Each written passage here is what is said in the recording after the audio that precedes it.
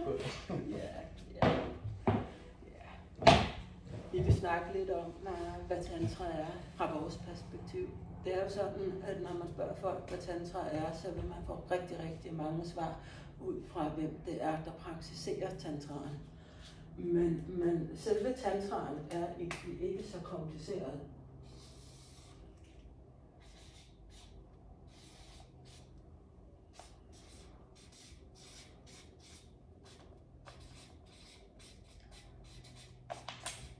Det her er det tantra. Det er det eneste tantra i virkeligheden er. Det er en dyb forbundenhed mellem sjælsniveau og krop og instinktsniveau. Altså jord og himmel, top og bund. Og der hvor tantraen jo oprindeligt kommer fra, der har man ofte en spiritualitet og en tro, der er meget sjælsforbundet. Der er en viden om, at sjælen fylder i verden. Der er en viden om, at sjælen eksisterer. Dalai Lama for eksempel er meget sjælsforbunden i hans praksis. Han lever i overensstemmelse mellem de her to. Jeg plejer at sige, at nogle af de tantriske yogier, der lever rundt omkring i verden, de er så sjælsforbundet, at hvis andre folk ikke fodrer dem, så vil de dø. Det vil sige, at de er forbundet sig herop til. Så den oprindelige tantra er i virkeligheden den her akse. Men vi lever ikke i den del af verden, hvor tantraen kommer fra. Vi lever i en verden, som er meget, meget mere vandret. Det gør de selvfølgelig også i de lande, hvor tantraen kommer fra, men deres vandrette verden er meget mere i overensstemmelse med den lodrette verden. Her har vi tantra. Her har vi tantriske øvelser. Rettet mod den akse. Så når folk siger, at meget det vi gør her i Vesten ikke er tantra, så vil jeg sige nej, det kan jeg godt forstå, hvis man kigger på den oprindelige akse, som i virkeligheden er en sjæls kropsforbundenhed. Men vi lever bare i en verden, hvor vi simpelthen er nødt til at lave et kæmpe stykke arbejde på den her pol, for at kunne komme ind i den her forbundenhed. På den her akse, der har vi ego, og vi har tanke. Herude har vi, nu skærer det meget ud, herude har vi porno, og herude har vi romantik. Her har vi lydderen. Her har vi Madonna. Vi lever i en vestlig verden, som er ekstremt polariseret mellem rigtig, forkert, godt, ondt, tykt, tynd. Og det er det, tanken gør. Tanken vil altid være dømmende. Den vil altid kigge på, at noget er rigtigt, og noget er forkert. Egoet har præcis det samme formål, at den sorterer hele tiden i rigtigt og forkert. Den forsøger at danne os ud i verden, så vi bliver et rigtigt menneske. Heroppe har vi det, vi kalder det formløse. Sjæle har ingen form, hvis man tror på sjæle. Sjæle er i virkeligheden bare fritflydende energi. Det, der holder det formløse, er vores ego og vores krop. Det er de to eneste ting, der holder vores formløse. Og hvis vi ikke får en meget, meget stærk kropsintegration og instinktintegration, så kommer vi til at få et afsindigt styrende ego. Så vil vi hele tiden være sultne. Vi vil hele tiden være i mangeltilstand, vi vil hele tiden være i kamp, vi vil hele tiden være, egoet skal hele tiden noget, det er hele tiden nødt til at gøre et eller andet. Hvis man er opløst, så er man jo ikke noget ego. Det tror jeg ikke er særlig sundt, jeg tror, fordi vi lever i den her verden. Hvis man lever i den her verden, så er det rigtigt, at opløsning kan være et mål. Men hvis vi lever i en meget, meget stærk vestlig verden, som vi gør her, hvor den her lodrette akse er meget fremtrædende, så er egodød ikke at anbefale, fordi det bliver alt for voldsomt. Det bliver alt for overvældende på den her akse. Og når vi arbejder på den her akse i tantraen, så kigger vi meget på, hvad er det for nogle elementer inde i mig, som jeg har sat herud under noget, der er forkert. Hvad er det, jeg ikke kan være? Hvad er det, jeg undgår i mig selv? Så hvis jeg nu har en sten i mig rettet mod fortrædgørelse, hvis jeg laver en øvelse, der hedder brutale længsler, hvilket jeg gør en gang imellem, det vil sige, at vi laver en tantrisk øvelse i en gruppe, hvor man har mulighed for at mærke længslen efter at være brutal, men på en måde, så det ikke gør nogen fortræd. Det er tantra. Hvordan kan man komme til udtryk som en fuldstændig frit, autentisk måde menneske, med alt det, man er, også de mørke kræfter, men uden at det gør ens partner fortræd? Det kunne være for eksempel at tage og holde om den andens kind, sådan her, og kigge på den anden med den der længsel efter at rive dem der fra hinanden, men ikke gøre det. Og mennesker har brutale længsler, ellers ville der ikke findes alle de der voldsomme film, folk sidder og kigger på. Altså hvis folk ikke havde de længsler, så ville der være en stor del af de medier, vi ser omkring film og musik og sådan noget, der slet ikke ville eksistere. Men vi har bare lagt dem væk fra os selv. Vi har lagt dem ud i noget, hvor vi beskuer det udefra. Lars von Triers film rækker ind i brutalitet, ind i mennesker, så kan de sidde og kigge på det væk fra dem selv. Tantraen inviterer vi ind, fordi i instinkter kan der ligge noget rigtigt mørkt og brutalt. Og hvis man ikke kaster bevidsthed ind der, det er det, vi har heroppe, så kan de brutale længsler komme hen og udfolde sig på en måde, som er rigtig, rigtig uheldig og rigtig, rigtig fortrædgørende. Vi kan også sige, at vi i stedet for at gå ind og arbejde med nogle af vores instinktlag og bære dem ind i et felt oppefra og nedefra. Vi har hjertet her på midten. Og det begynder at mødes, kommer til udtryk fra et kærligt felt i os selv. Min indgang til tantra var i tidernes morgen en nødvendighed, fordi jeg var så fragmenteret i rigtig forkert. Altså det her, det er jo så 24 år, og det er 22 år siden, rigtig forkert, at jeg var spiseforstyrret, og jeg var hele tiden optaget af at være et rigtigt menneske, og hver gang jeg for eksempel havde lyst til et eller andet, at spise en kage, så følte jeg mig så forkert og skamfuld, at jeg slet ikke kunne være sammen med andre mennesker. Og vi kigger på i tantraen, hvordan kan man i virkeligheden undersøge nogle af de der ting. Jeg kommer med et eksempel. Jeg var på en tantra-workshop, hvor man fik en halv appelsin skåret over med skrald på. Og så blev man blindfoldet. Og så skulle man spise den der appelsin uden at pille den. Altså, og hele appelsinen skulle spises, ikke? Uden at pille den. Og man måtte ikke sidde og pille ud. Altså, man må bruge fingrene, vel? Så det eneste, man kan, det er at dive ind i den der appelsin og spise. Det gør jeg. Så det bliver... Jeg fik spist min appelsin, for det var det, vi skulle. Og så tager jeg med blindfoldet af. Og så har alle folk siddet nippet rundt i kanten og sidder helt rene og pæne og ordentlige at se på. Og jeg blev så skamfuld.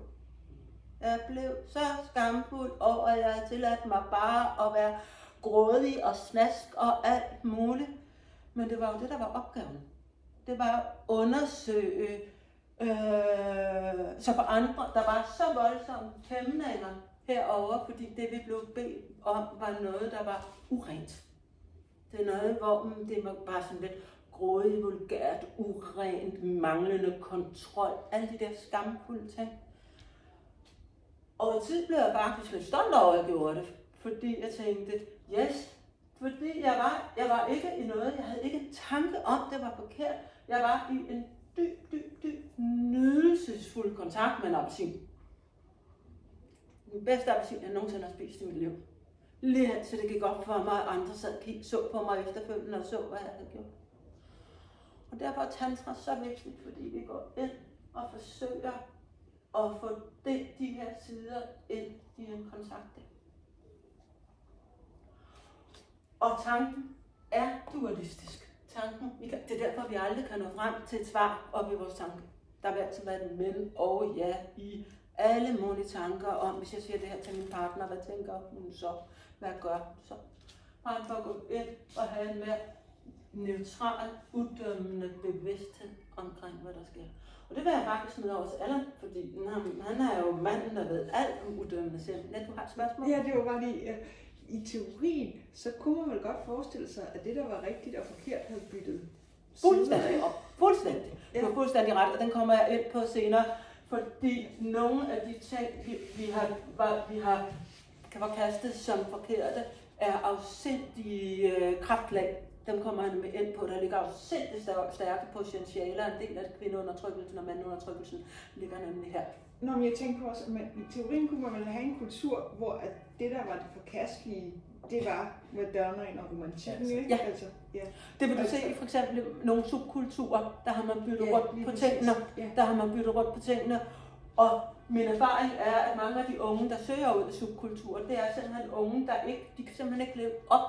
De bliver så polariseret. Jeg var jo selv punker som ung, altså den oprindelige punkbevægelse, fordi jeg kunne slet ikke finde ud af at passe ind i det rigtige samfund.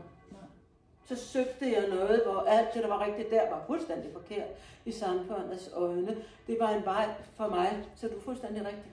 Og så har jeg et andet spørgsmål. Hvorfor ligger de tantriske øvelser op i det firkant hjørne? Hvorfor hvad siger du? De tantriske øvelser, som du startede med at skrive her, hvorfor ligger de op i den firkant? Den ligger helt vejen hen her. Altså det er, selve tantraen, når den så helt rent ligger her.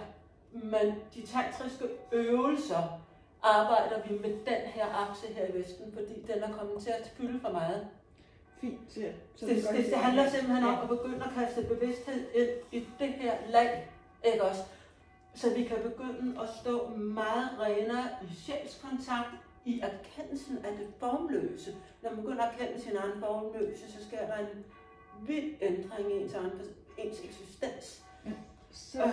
Bevidsthed, krop og instinkt, det her er i virkeligheden vores helt basale funktionsmåde. Men alt det her står.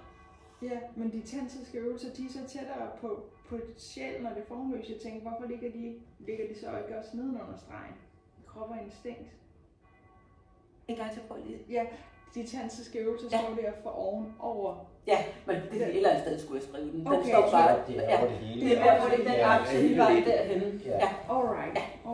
Ja. Det er koblet til den vestlige verden. Så. Altså, tantriske øvelser ligger her, og tantraen ligger der. Så i de tantriske øvelser arbejder vi med hele feltet mellem rigtigt og forkert i forhold til at få dæmpet den her akse, så vi begynder at stå med rent her og her. Yes. Alright. Det handler simpelthen om at begynde at få afviklet og begynde at se, at nogle af de ting, vi har forkastet herover faktisk hører til dernede i instinktlaget. Ja. Yep. Fordi mennesket historisk set har lagt vægt på tanke, altså vi har lagt vægt på hovedet og ikke på krop. Det vil sige, at mange af vores dybe instinktlag er blevet forkastet over som forkert. Og dem kommer jeg til at snakke lidt om senere. Men fantastisk med spørgsmål, fordi vi er jo så indforstået nogle gange, at det der giver mening for os, ikke? Ja. Vil du snakke lidt om det uddømmende sind? Det kunne jeg godt. Så bytter jeg vi... til at spørge om det, og så kunne man ikke sige, at de tantriske øvelser i virkeligheden har til formål at få balanceret noget. Præcis. Ja, men altså det uddømmende sind, jeg tror, inden for mindfulness, der er det jo meget, det er jo nærmest sådan, man kan sige, definitionen på det er, at altså en kort definition kunne være at være opmærksom på en særlig måde, bevidst fra øjeblik til øjeblik, altså i nuet, og så uden at dømme over det. Og det er den sidste der er rigtig svær. Og hvorfor er den det? Det er fordi, at sindet, og det er noget af det, vi går ind og undersøger i meditation, og det er jo også en del af tantra, det er klart, at, men også inden for mindfulness, at undersøge, hvad kan man sige, sindets natur, som jo har rødder helt tilbage fra Buddha, ikke også, som jo var i gang med at realisere sindets natur og nogle af de her grundvaner, som vi har som mennesker, som vi har til fælles, uanset om vi er født i den østlige del, eller vi er på den vestlige akse her, kunne jeg så sige, for at blive lidt i det, ikke også? Men, og jeg kan bare lige nævne 3 af dem. Den ene af dem, det er den vurderende vane, sindsvane. Det vil sige, at og det er den, vi taler om her, ikke? At sindet har det ligesom med at gå ind og vurdere alt, hvad vi oplever. Allerede lige nu er jeg i gang med at vurdere mig, hvad jeg siger, ud fra en akse, som handler om, kan jeg lide det, eller kan jeg ikke lide det, eller er jeg enig, eller er jeg uenig, altså dualisme, polaritet imellem det her. Er det noget, jeg synes om, eller noget, jeg ikke kan lide? Alt hvad vi, altså der er ingenting, der foregår, som ikke skal igennem vores perception på en eller anden måde. Det vil sige, at vi kan høre det, vi kan se det, vi kan smage det, vi kan mærke det. Altså alt skal igennem det her filter. Er det mig, eller er det ikke mig? Er det noget, jeg vil have, eller noget, jeg ikke vil have? Er det noget, jeg kan lide, eller noget, jeg ikke kan lide? Kan I genkende det i jer selv? Det er ligesom, er også allerede inde, at meget af det foregår så ubevidst, og det er jo det, der er hele humlen i det her, ikke også? Så allerede, når vi kommer ind ad døren, og vi ser hinanden første gang, så er der så meget af sådan noget i gang i det ubevidste, at kan jeg lide den måde, personen ser ud på, og det kan jeg ikke selv. Altså, det foregår så lidt i baglokalet, kalder jeg det lidt, ikke? I kulissen, i det ubevidste, i det skjulte, eller i skylden, om man vil, alt efter hvordan man vil sætte ord på de her ting. Så det er en sindsvane. Det er noget af det, som der faktisk gør det lidt vanskeligt for os indimellem at navigere, fordi at det foregår ubemærket. Du var lige ved at spørge. Ja, men jeg kom bare til at tænke på ordet mening. Altså, man har en mening om alt, hvor jeg tænker, at vi snakker om et rum. Her har jeg en mening om et eller andet. Ja. Det er ubevidst. Ja. Den har jeg tit tænkt over et eller andet sted. Den arbejder rigtig meget med at lade være med. Jeg ved godt, ikke lade være, men altså, jeg prøver tit at mærke, før du giver mening om noget. Ja. Jeg vil sige, træningen handler ikke om at komme af med den, fordi rent, hvad kan man sige, evolutionsmæssigt er det rigtig godt, at vi er hurtige til at kunne skelne, så de mennesker vil være instinktivt, om der er far på færd eller ikke. Er det her noget, jeg skal være på vagt overfor, eller noget, jeg ikke skal være på vagt overfor? Men det er bare som om, at naturligheden, altså vaksomheden, den ligger lidt mere, hvad kan man sige, som eller det kritiske sind, ikke? Det vurderende, sådan et mistro og sådan noget, der er lavet en undersøgelse af en japaner, der er en italiener, som der havde skildret det lidt på en måde, som jeg godt kan lide, det giver mening for mig med billeder. Og han siger, at hvis der er ligesom 7 døre op i hjernen, kan man sige, også, så er vores grundinstinkt, hvad kan man sige, på en eller anden måde, orienteret mod, hvad kan man sige, det vaksomme. Fordi vi jo skal holde øje med, om vi er på vej til at blive mad, eller om vi skal have mad. Ikke? Så det ligger så dybt i vores instinkt, at 6 af de døre, der er oppe i sindet, de peger ind imod vaksomhed, kritisk tænkning, altså mistillid og mistro og så videre. Ikke? Altså, og så er der en af dem, der åbner op til tillid. Og som pædagog, så har jeg arbejdet meget med børn, med sårbare børn og familier og med alt det, der ligger i det felt.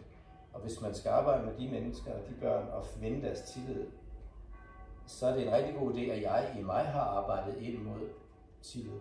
Altså, jeg bliver nødt til at tune ind på den ene dør, tillidsdøren, hjertet, åbningsdøren, hvis jeg skal have en chance for at ramme over i den anden, som jo per definition nok vil være orienteret over mod vaksomhed og også mistillid, men kan jeg nu ramme det hen til. Så der er meget lille chance for, at man møder på tillidsdøren. Ikke? Noget af det, vi træner i tantra, og ud fra det også gør i hvert fald. Så hvordan kan vi tune ind på det der? Og det gælder, nogle af de måder, man kan gøre det på, det er at begynde at arbejde lidt med det første, det er, at vi bliver nødt til at være bevidste om. Altså vågenheden.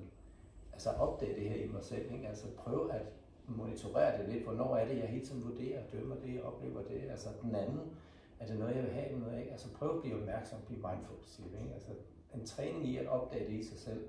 For det foregår herinde. Det kan godt være, det er derude, at der er vurderinger af alt det, der foregår derude, men det er herinde, at udfordringen ligger inde i mig. Hvis jeg skal prøve ligesom at åbne op. Så det var den vurderende vane. Og så er der den anden, det er den fikserende vane. Det vil sige, at vi fikserer tit hele tiden på et eller andet. Ikke? Det er rigtig svært at åbne vidvinklen tit, ikke? Fordi vi låser os fast på et eller andet tit, som fikserer opmærksomheden. Så det er rigtig svært for dem ligesom at åbne op og blive mere vid.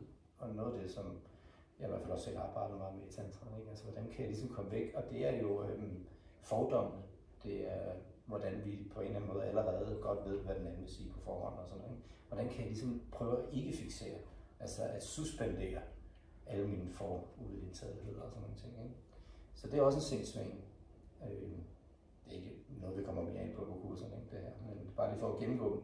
Så der er den vurderende og den fixerende, og så er der den vandrende vane. Og den sidste, den pegede jeg lidt ind i, da vi sad og lavede vores skiskift, at opmærksomhed har det med at gå på vandring, ikke? Så man dispositionerede, så var der en klokke, og der var en telefon nede i gården, og altså opmærksomheden den er meget trådløs imod et punkt, særligt en af gangen. Ikke? Altså, så distraherer den, og så farer den ud i noget andet.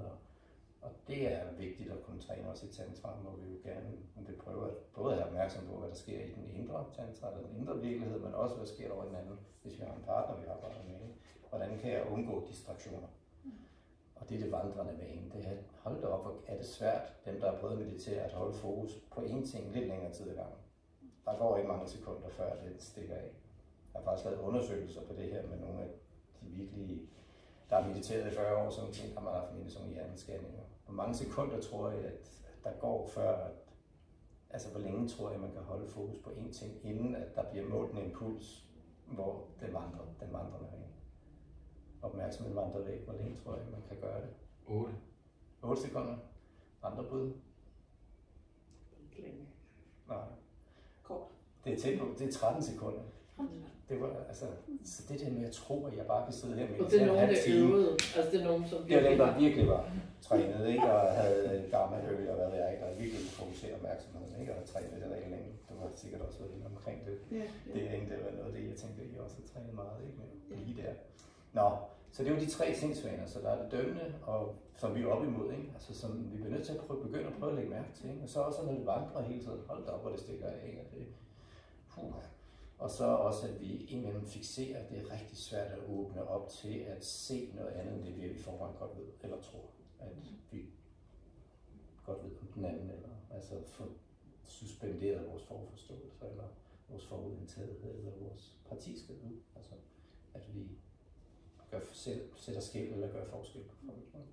Adskiller også mig fra den anden, altså hele det dualistiske tendens til at drage sammenligning med mig og de andre. Slut for mig. Det var det. Ja, og nu vil jeg lige prøve at se, om jeg kan putte det ind i modellen heroppe, fordi får vi tingene til at hænge sammen, ikke også? Vi har noget omkring nærværstræning. Det ligger faktisk nede i kroppen. Og det er nærværende, fordi kroppen er et anker. Nu mere vi kan være nærværende i vores krop, nu mere er vi også nærværende i vores bevidsthed. Kroppen hjælper os til at være nærværende. Så der er noget omkring, at tantra er nærværstræning. Det er også sindstræning.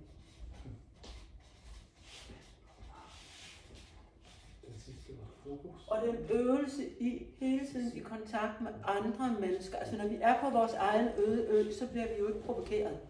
Så kan vi være provokeret, hvis vi ser et eller andet på Facebook eller et eller andet, men vores egen indre ø er egentlig forholdsvis nem. Der kan være noget ensomhed, der kan være nogle mangeltilstande, men det at gå ud og mærke sig selv sammen med andre mennesker, det er jo der, hvor vi kommer i kontakt med alt det, der er svært. Alt det, der er udfordrende, tankerne, fornemmelsen. Og jeg snakker om noget på et tidspunkt om tillid. Tillid er sådan en inside job. Hvis jeg har tillid til de sansninger, der er inde i min krop, hvis jeg hele tiden har tillid til alt det, jeg får besked om inde i min krop, så kan jeg have tillid ud i verden. Fordi jeg har tillid til, at jeg hele tiden får det at vide, jeg har brug for at få at vide. Så tillid er sådan en inside job. Og den her akse er den indre verden. Jo, det må slet ikke skrive noget. Skål det her. Og den her akse er den ydre verden. Når et menneske fungerer optimalt, så pendulerer det mellem den ydre verden og den indre verden. Den ydre verden og den indre verden. Men vi lever i en verden, hvor vi hele tiden bliver trukket ud. Hele tiden ud i verden, og på forsiden af vores krop ligger vores trusselsystem og vores tilknytningssystem. Det vil sige, at vi bliver trukket væk fra os selv. I tantra øver vi os i at læne os ind i os selv og mærke indefra og ud, hvad er der inde i mig i kontakten med det her andet menneske. Så det er en træning i at bevare sig i verden. Og når jeg har god tillid til mig selv, så er det fordi, jeg har integreret rigtig mange af de dimensioner, der ligger herover, som vi vurderer som forkert. Altså nogle af de ting, som vi vurderer, at sådan er en rigtig kvinde eller en rigtig mand ikke. Og en af dem, altså det vi arbejder meget med i tantra, vi arbejder med polaritet, og det kan folk godt slå sig lidt på i en verden, hvor at der både findes hænder og hunder og dobbeltkønnet og tvikønnet og alt muligt.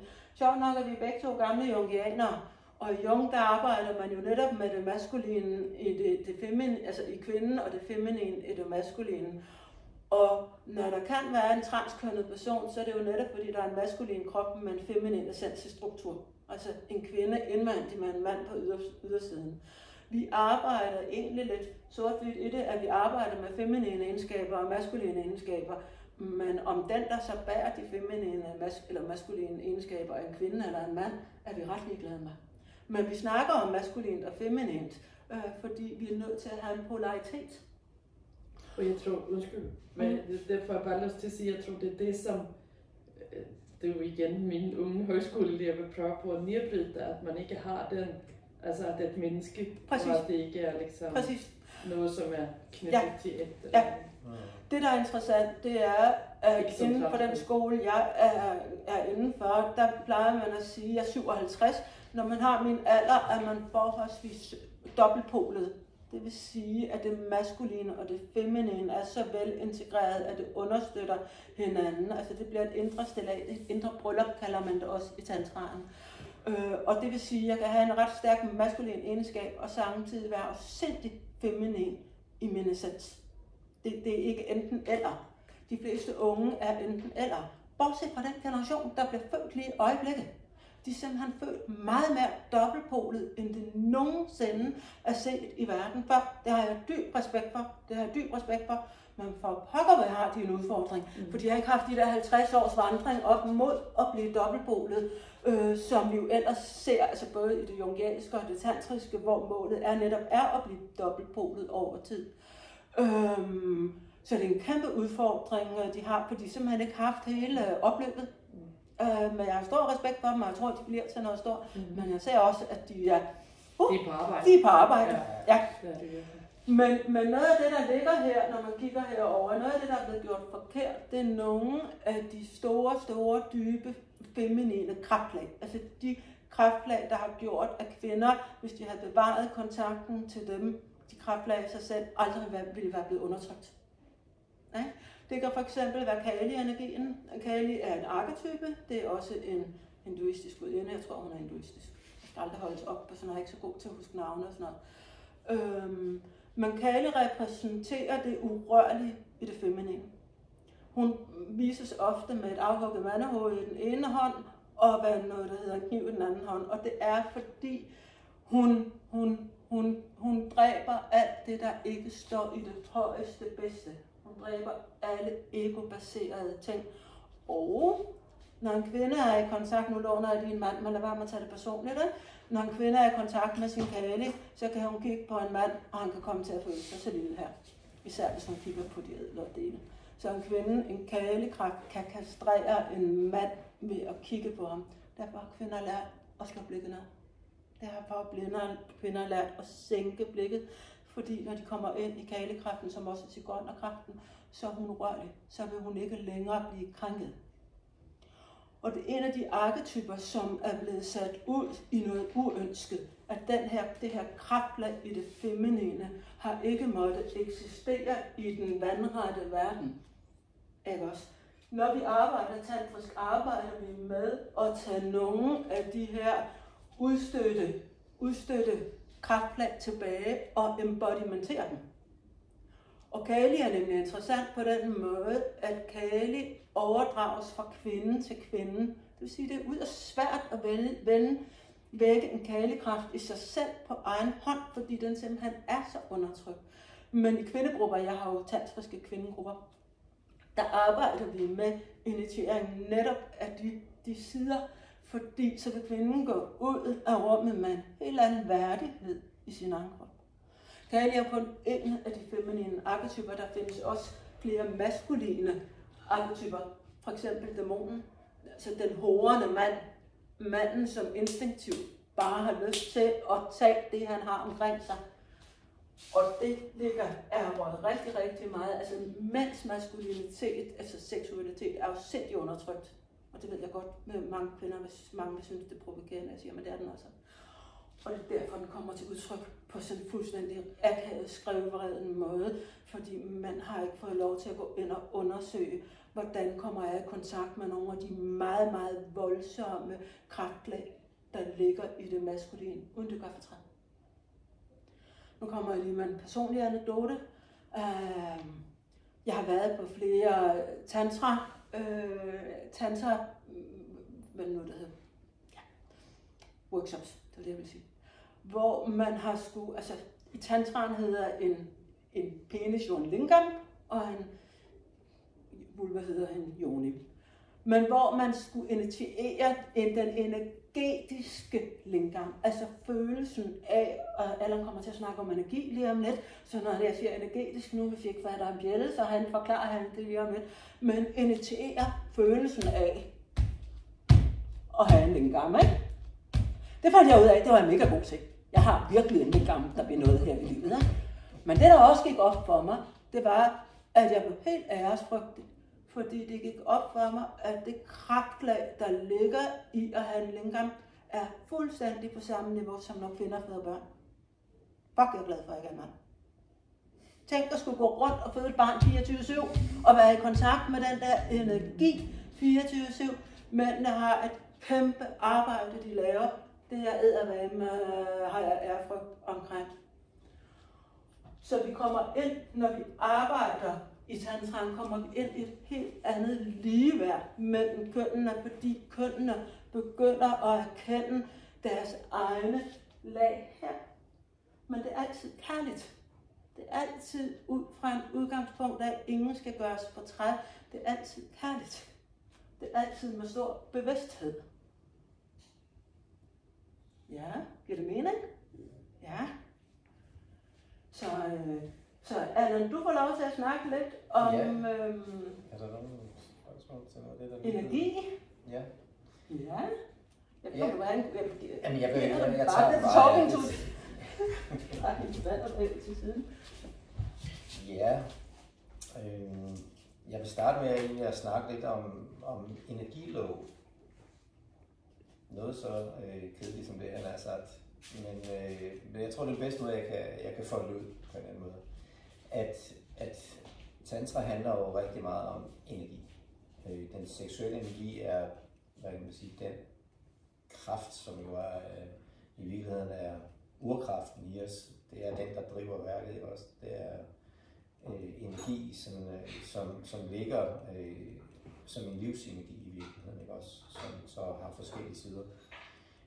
Men for lige at starte med det der med energilove, det er, at der er nogle energilove, både i den ydre natur, det har I sikkert hørt om fra fysik-timer eller sådan nogle ting, ikke også? Men for lige at gøre det bare sådan, så forenklet som muligt, så bruger jeg som regel et billede om, hvor jeg beskriver sådan lidt, hvis man ser et hav, så bygger en bølge op, når ud over havet, så bygger den op og vokser sig større og større, indtil den kommer ind til bredden. Og så er der en brydning på bølgen, hvor den ligesom kommer ind, og det skummer over, og så ind over stranden. Og så udløses energien der. Og så er der en tilbagetrækning, en afmatning i en bølge bagefter. I kan se det, når man står ved strandbredden, hvor der udgår, at så trækker det tilbage igen. Så der er en afmatning, og så kommer den næste ind, og alt bevæger sig i bølger ude i naturen. Og vi er også natur. Så for at tage sammenligningen hen til os selv, og grunden til, at jeg nævner det er fordi det er interessant at begynde at arbejde med igen opmærksomheden og nærværet og vågenheden ind i at opleve de her energibølger inde i os selv. Altså, som fungerer fuldstændig ligesom de andre energilovmæssigheder, at det bygger op. Der er en brydning på bølgen. I seksualiteten kunne der være udløsning, ikke? Som vi snakker om der, og så er der en afmatning bagefter. Det tænker jeg, vi alle sammen kan forbinde os med. Men billedet fra stranden kan være meget godt til ligesom at visualisere det for dem, der nu har det på den måde. Så sådan er det også med vores emotioner. En glæde bygger op, starter, det er snart jul for eksempel. Også. Der er godt nok også snart til den 24. Ikke også? Og det der med at holde energien kan være svært. Så tantra handler om evnen til også at bevare energien, at holde den, inden at man ligesom fyrer den af. Ikke også? Så juleaften, det er jo længe, det er en længe opbygning. og så udløses det, ikke også? Og så er der også en tomhedsfornemmelse bagefter. Kan I forbinde med det? Man er bare, hvor blev det af hele? Så det er bare begyndt at være lidt nysgerrig på det, og lægge mærke til de her energilovmæssigheder, hvordan det bygger op. Det er jo også sådan det er med sådan nogle ting, det er jo større opbygning, altså jo længere, jo større havet er, jo større bølger. Jo større brydning er der også, jo større, hvad kan man sige, jo større udløsning, eller jo større top er der på bølgen, ikke også? Jo længere den bygger op, jo større er bølgens top, og så er der også et så meget større dal bagefter den. Ikke? Så jo højere vi bygger følelser op, vi kender med forventninger, ikke? Hvis de er kørt helt op og sådan noget, så er det også blevet det helt vildt store oplevelse, og så er der også en dybere dal bagefter en ferie, ikke? At man skal lige tilbage igen. Så at begynde at se ting som energilov, altså at ting bevæger sig i bølger, er også en del af tantraen, og at begynde at lægge mærke til det inde i sig selv. Det kan også være vrede, der bygger op. Ikke? Vredesfølelse, der stille og roligt har akkumuleret, måske skjult vrede over tid. Ikke? Sådan små irritationsmomenter, frustration og sådan noget. Sådan subtil vrede, ikke skjult vrede eller lille vrede, kunne man kalde det. Man ser den ikke helt, den bygger op, og så lige pludselig er der et eller andet, der udløser, ikke? Over tid. Så kan der også komme meget kraft på det. Kan I forbinde med det? Og det foregår tit ubemærket. De er ikke selv helt klar over det. Jeg er i hvert fald ikke altid, og så imellem så har min vrede spydet ud over et andet menneske som en bølge, og så er jeg simpelthen skyllet ind over den anden strandbred, ikke? Og så må jeg også sige undskyld igen bagefter, ikke? Altså fordi min bølge har væltet ind over et andet menneske, ikke? Bare for at bruge nogle billeder på det. Så begynd at arbejde og lægge mærke til energien i sig selv, følelsesenergi.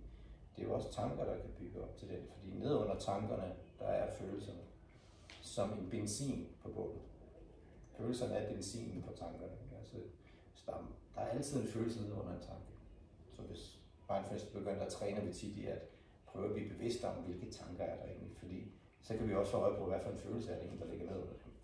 Det skal vi ikke bruge så meget tid på nu, men begynder at arbejde med energien, og energilovmæssigt, når man prøver at lige monitorere det lidt, eller bare være nysgerrig i sig selv, så kan man tage det hen til, det kalder jeg for den indre tantra. Det er at begynde at arbejde med at lægge mærke til det her energi i mig selv. Hvordan arbejder det egentlig? Hvordan akkumulerer det?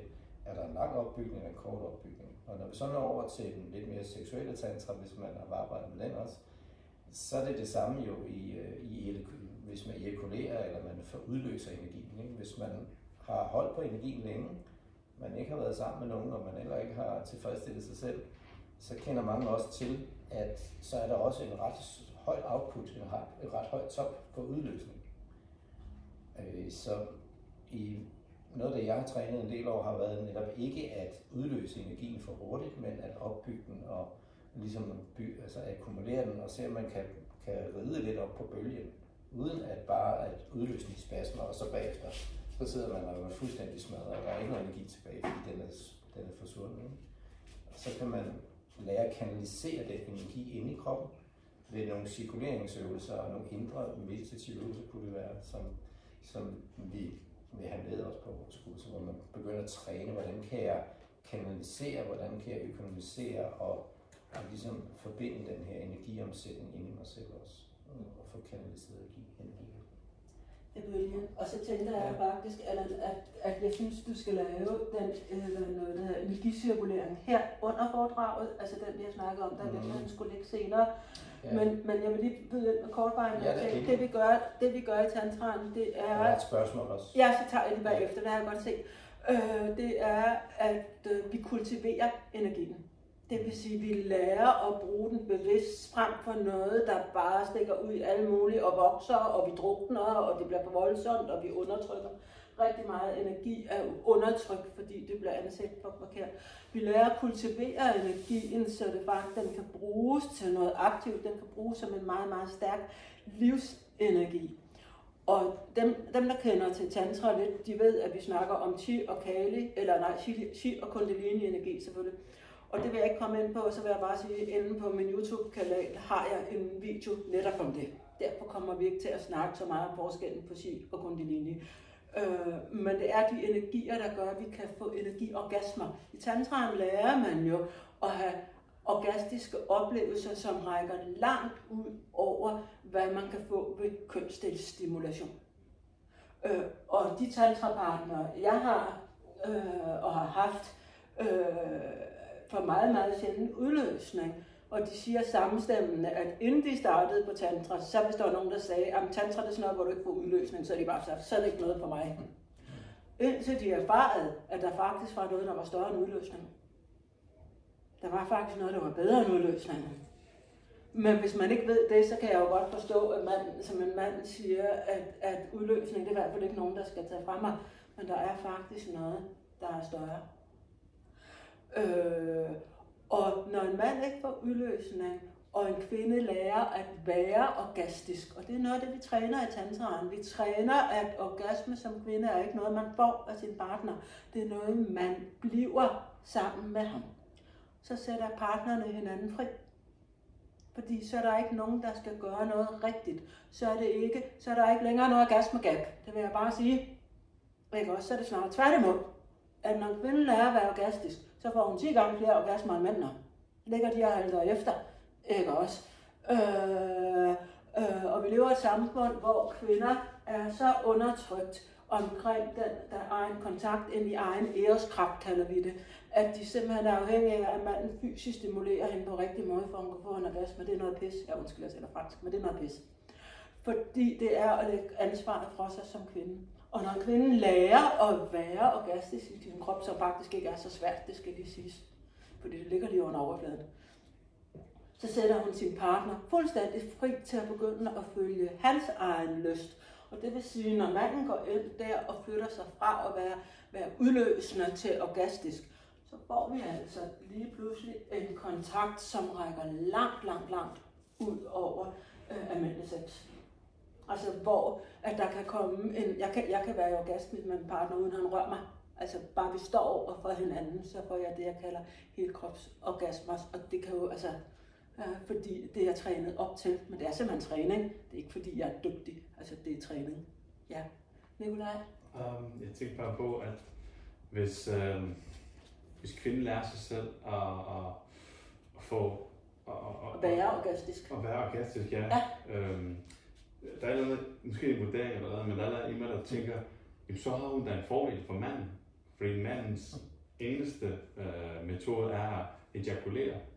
Så hvordan skal manden nyde det her, hvis det er kun en kvinde, der er i fokus? Præcis. Og det er nemlig faktisk en udfordring, fordi jeg har haft en kvindegruppe på et tidspunkt, hvor vi arbejdede med det her, og der var en kvinde, hun ramte et kæmpe orgasmelag i sig selv.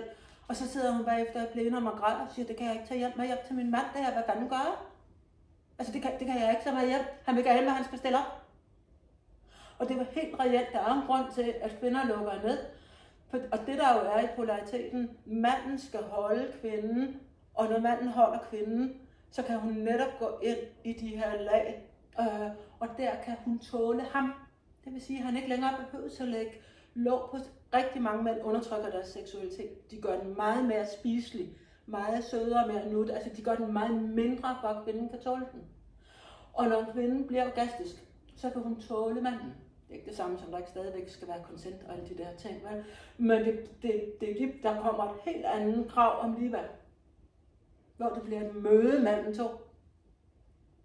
Og det er faktisk nemmere for kvinden at lære at være orgastisk, end det er for manden. Fordi for kvinderne ligger det naturlige energikredsløb, hvis man lærer at aktivere det. Men jeg tænker, at hun var allerede, jeg var ved at sige noget før. Ja, godt jeg skal arbejde lidt på den der side i år. Mit spørgsmål var, fordi du snakkede om, at manden tilbageholder hans udløsning for at oparbejde en større og større energi. Ja, det er en mulighed at undersøge det. Den er med på, ja. Og så tænkte jeg på, om det samme princip gælder hos kvinden, altså hvis hun tilbageholder udløsning. Nej, så lukker hun sig bare. Ja, lige præcis. Så det er to forskellige ting. Det er to meget forskellige, det er to fuldstændig forskellige veje, de skal gå. Hvorfor gør hun det? Hvad? Hvorfor lukker hun? Jamen fordi, hvis hun begynder konstant orgastisk. Når hendes bølger begynder at køre, så kører de bare. Hvis hun holder bølgerne hernede. Det der er, mens Mænds udløsning kommer helt naturligt. Mænd har aldrig skulle gøre noget for at få en udløsning. Det er noget, der sker plop om natten, så fik de en våd drøm, ikke? De har aldrig skulle gøre noget. De fleste kvinder har faktisk skulle gøre noget for at få en orgasme. Altså, der er et stykke arbejde. Der er nogle kvinder, der naturligt har været orgastiske, siden de var små. Men de fleste kvinder har haft en opgave omkring at lære at få en orgasme som voksne. For mænd har det altid været naturligt. Det sker bare. For kvinder er det ikke noget, der bare sker. Det vil sige, at manden skal faktisk lære at holde. Manden skal lære at blive i egen buks, som jeg kalder det. Han skal lære at blive hjemme hos sig selv. Han skal ikke bare ud over stepperne lynhurtigt. Og der kan han opbygge en afsindig stærk energi, hvor når kvinden først får aktiveret det der krig, så er det jo uendeligt. Det er jo uendeligt. Altså det kan blive så voldsomt, at man faktisk bliver nødt til at blive... Det er det, jeg mener, så kører det jo bare. Så det er det at bygge op, mener når du siger, det, når kvinden gør det, så kører det jo bare uendeligt. Ja, hun får udløsning. Ja. Ja, hun er tilbage på det. Hun får orgasmen. Ja, orgasmen. Der er meget stor forskel på. Kvinder kan faktisk også få udløsning. De fleste klitorisorgasmer er udløsning. Det vil sige, når man får en klitorisorgasme, så går man død. Hvor der findes jo mange flere orgasmer end bare en klitorisorgasme. Ja? Og når vi går ind i de dybe skedeorgasmer, altså A og G-punkterne derinde, så er det en orgasme, der kører som bølge, konstant bølge. En ny bølge, hvor klitorisorgasmer er ofte puff, ja? Og så har man ligesom fået sin orgasme, og de dybere er meget mere helkropsomfattende og behøver slet ikke indberette kønsdelene. Kvinder er jo orgastiske, uden de behøver sig af deres kønsdel med. Det er mænd ikke på samme vis. Det er meget rettet hernede. Så det er simpelthen to forskellige ting, men når vi sætter de to ting sammen, så bliver det virkelig magisk. Og en mand, der... Jeg vil sige også, altså det du lige slutter af med at sige i forhold til dit spørgsmål, at i forhold til det med energien, der ligesom, hvor der kommer en afmatning, det er netop kvindens klitorisorgasme, man kan lidt parallelisere til mandens ejakulering eller normal orgasme, ikke? At så er der ligesom en afmatning energi bagefter, og at kvinden kan få 6 forskellige orgasmer, og manden kan få 2, ikke? Altså vi kan ligesom få den, hvor vi udløser, og så er der den anden, vi kan lære, og der hvor vi opbygger og hvor vi kanaliserer energien, og ligesom at den bare ved at blive kropsorgasme på en anden måde, ikke? Som også kan komme lidt mere i serie, ligesom kvinden vil kunne, ikke? Og har mulighed for. Så for kvinden der er det den mulighed, at man ligesom prøver at integrere nogle af de andre orgasmer også. Ja, så det vil være mit svar i det også. Ja. Og det har jo, altså det at kunne, det at være orgastisk som kvinde, det at kunne cirkulere sin energi som mand og faktisk også være orgastisk, gør noget ved vores selvværd. Altså hvis man kender sin egen orgasmekraft, så bærer man sig med en helt anden energi og en helt anden vitalitet. Der sker en kæmpe stor healingskraft inde i. Det bliver jeg altså også nødt til at sige, at når vi begynder at aktivere nogle af de her altså de energilag, der kommer en kæmpe fysisk og psykisk healingspotentiale ind i det. Men jeg synes faktisk, vi skal prøve at opleve en energicirkulering, fordi det er den bare mega god til at facilitere. Ja, jeg bliver sådan lidt i tvivl om, altså fordi, jeg vil godt lige svare lidt til det derovre også, som du spurgte ind til, ikke også? Fordi at jeg kan godt forstå spørgsmålet, som jeg hørte dig lidt, så tænkte du, så bliver jeg ligesom på min ø, og hun er på sin ø. Ja. Og sådan i hvert fald, jeg tænker ikke, det er det, du tænker heller, men det, som jeg i hvert fald har lært, det er, at man netop lærer at gå ind i en cirkulering. At man laver nogle øvelser, som gør, at man ikke er på hver sin ø, men at man ligesom smelter sammen og bliver til et. En bevidsthed, det er muligheden, ikke? Præcis. Ja, og så bliver man ikke ligesom overladt til sig selv, eller at man skal tage sig af sit eget. Men at jeg har oplevelse af at få orgasmer sammen med hende, selvom altså det er hendes orgasmer, som jeg også mærker, kan man sige, eller er en del af, ikke? Jeg tænker bare på, at jeg føler mig lidt uskiftelig, hvis hun er ekspert, og jeg er bare den til det. Ja, så hun bliver bare nok i sig selv. Hvad skal jeg? Men det er jo for lige at gøre det med polaritet med det maskuline og feminine, at der skal begge dele til. Ja. Selvfølgelig kan man godt på et tidspunkt også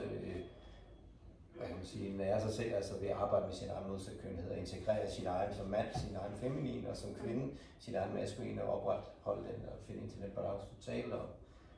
Men altså, det er stadig en udveksling af energi. Ja. Og det er vigtigt at huske, synes jeg i hvert fald. Meget vigtigt. Ja. Den her akse at være der, det at komme ud i det virkelig transcenderende, altså bevidsthedsudvidende er at være dybt afhængig af en partner. Det kan vi meget sjældent til. Okay. Det vil sige, og den energi, der er der, er afsindigt selektiv. Man kan ikke med hvem som helst. Så når man møder alt, man kan med, ikke?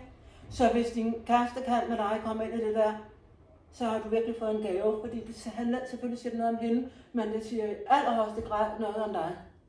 Det her det er plug and play, men der skal både være noget plug and play. Altså der skal simpelthen være 2 energier, der mødes.